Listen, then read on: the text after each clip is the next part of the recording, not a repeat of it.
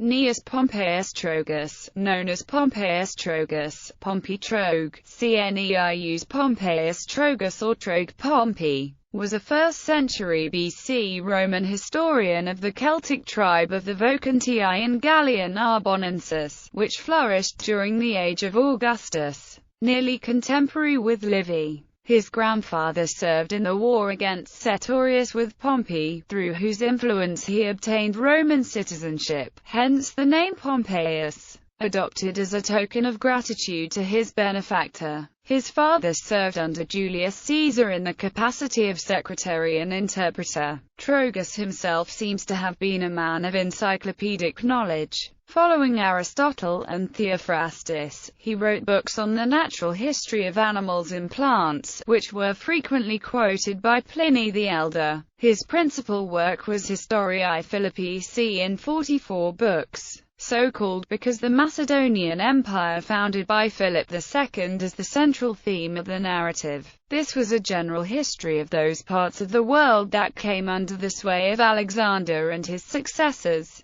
Trogus began with the legendary Ninus, founder of Nineveh, and ended at about the same point as Livy. Justin wrote an epitome of Trogus, a lost work, and in the manuscripts of Justin's work a series of prologi, or summaries, of the books by an unknown hand have been preserved. The last event recorded by Justin is the recovery of the Roman standards captured by the Parthians in 20 BC. Ethnographical and geographical digressions were such a feature of the work that it developed the unwarranted reputation of being a universal history, which was never Trogus' intention. Trogus left untouched Roman history up to the time when Greece and the East came into contact with Rome, possibly because Livy had sufficiently treated it. The work was based upon the writings of Greek historians, such as Theopompus, Ephorus, Timaeus, and Polybius, chiefly on the ground that such a work was beyond the powers of a Roman. It is generally agreed that Trogus did not gather together the information from the leading Greek historians for himself, but that it was already combined into a single book by some Greek. His idea of history was more severe and less rhetorical than that of Sallust and Livy,